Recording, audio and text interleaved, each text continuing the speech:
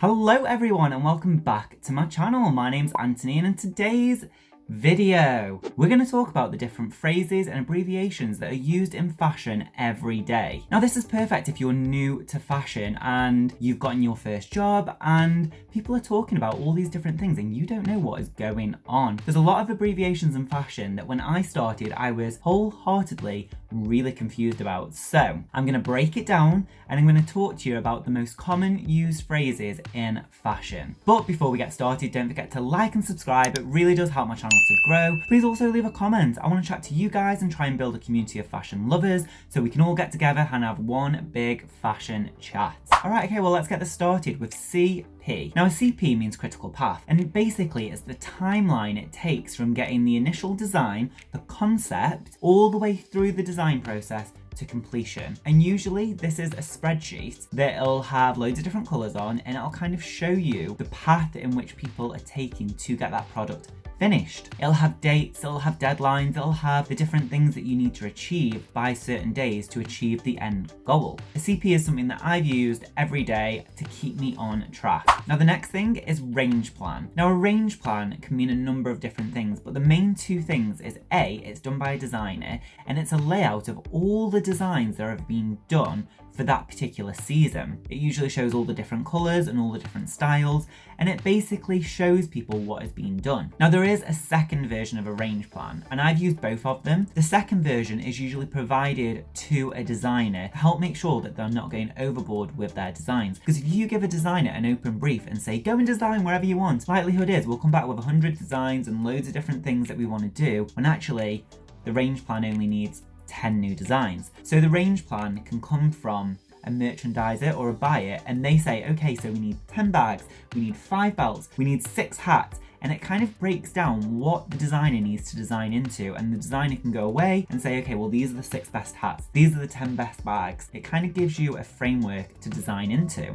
So the next one is SKU. Now a SKU is an individual style designed before you have numerous different colour options. So the SKU is, say, the bag, and then the second version of that is an option. So you'd have a bag that you've designed and then you could potentially have 5 different options. So the SKU is the bag, the options are the colorways. So when you're in a design meeting and they're talking about SKU, it's talking about that one single object, and then when they're talking about the options within that SKU, it's the numerous colorways that come along with it. Now the next one is really important. It's called NDA, and that stands for non-disclosure agreement. Now this is basically an agreement that is with you yourself as a designer and with different suppliers or different contacts that you have. If you're supplying them with designs, they ideally will have signed an NDA, so they can't go around and show your designs to other people. It's really important in fashion to have an NDA set up just in case. So the next one is proto, which is short for prototype, and it basically means the first or second samples that you are getting from the supplier.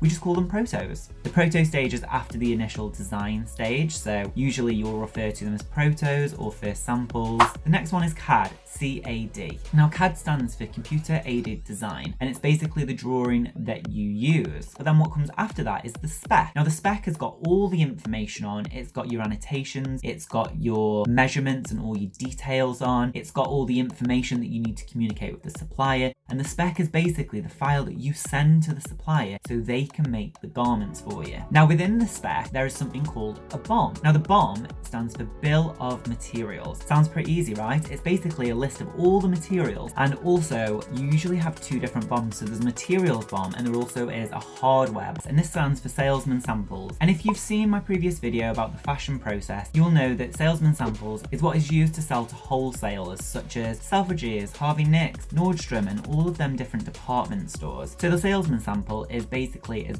good of a product as you can get before it actually goes into production. The next one is gold seal. Now not everyone uses this term, but gold seal is the most widely used term, and it basically means that it is the final seal before it goes into production. Usually this is either called a gold seal or a PP sample, so it just depends where you're working, it depends on the abbreviation that people use, but generally it's gold seal. Now the next one is really important, especially if you're a designer and you're trying to design within a certain budget, and that is margin. Now margin is how much profit you're making on a garment. So say it costs you $10 to make a garment and you're selling it for 100, then you're making a 90% margin, which sounds really good. However, there is a lot of other factors that will knock that profit margin down, such as how much you're spending on marketing, how much you're spending on production, how much you're spending on staff members, bricks and mortar in buildings and all of that sort of stuff. So just because it costs £10 to make that garment doesn't mean that there's not a lot of other costs that come behind it. So margin's a really important one. Generally, most people work between a 58 and 65% margin. If you're getting over a 65% margin, that's doing really well on your products. The next one is SLG, and this just stands for small leather goods. So this could be a wallet, it could be a purse, it could be a keychain, it could be anything that is a small leather good. The next abbreviation is SS, which basically stands for spring summer, and it basically is the time period of which you're designing for and which it will come out. So when you're saying SS21, it's spring summer 21. And then on the flip side, there's also AW, which is autumn winter. So when people are saying AW21, it's autumn winter 21 or 22, 23. It just depends on what part of the season you're designing for and what you are designing now. The next abbreviation is RRP, which stands for recommended retail price. This is the term that as a designer you might not come across that often, but it's basically what it should be retailed for in store, and that's all it is. The next phrase is DTM. Now this is an abbreviation for dye to match. If you're talking about the stitch colour, the embroidery colour, or any kind of detail that you want to be matching a different colour, you can just put DTM main body, DTM whatever it might be, and the supplier will know to match that colour to the colour that you're suggesting. If you design a t-shirt that's grey marl like this, and you want the stitching around here or the stitching over the edges, and you just say dye to match, the supplier will choose the best colour to match to that t-shirt. Okay, almost getting to the end now, there's not too many more, but the next one is OTB, and this stands for open to buy, and this basically means how much money is left in the company to buy more of that product. So if you're working in fast fashion and they're saying we don't have enough OTB to buy more of this product, it basically means they've run out of money for that season. Budget restraints come in a lot when it comes to design and buying and merchandising. If you don't have the budget, you can't buy a large amount of certain items, and sometimes that's good because it stops you from overbuying and having a lot of stuff in the sale, but OTB means open to buy. The next abbreviation is PU, and this basically stands for polyurethane. It's used on faux leather shoes and bags and coats and jackets and all of these kind of things. So if you're buying a cheaper product that looks like leather but it isn't real leather, or even if it's vegan leather, it usually is PU polyurethane. Now this is basically plastic. So on the one hand, buying PU is good for the environment because you're not supporting the leather trade, which in some cases can be very detrimental to the environment, but then you're also buying plastic. So once it goes into landfill, it doesn't decompose properly. So there's two sides of this argument, and I'm not going to go into it in this video. I will do a video on it in the future, but that is what PU stands for, polyurethane.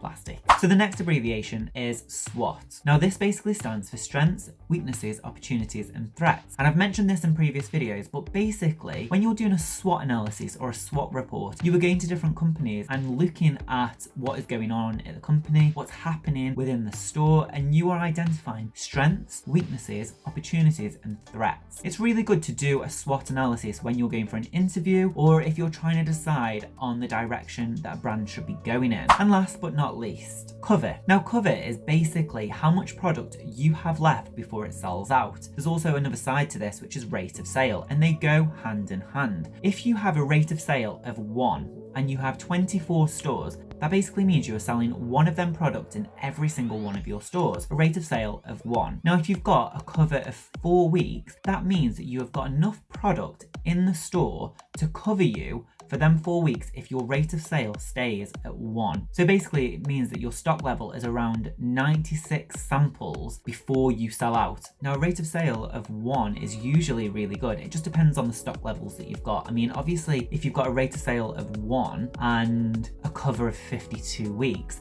that's not good. That basically means that you've got way too much stock for the amount of product that you're actually selling. Well guys, that's it for my fashion phrases and abbreviations video. If you like this video, give it a big thumbs up and don't forget to click that beautiful red subscribe button down below. Did you like this video? Do you want to know more about fashion phrases or abbreviations? Let me know in the comment section below. Please also check out my Etsy shop where you can buy cards and vectors to help support this channel and help support you in your everyday design life. Alright, okay, thanks for watching.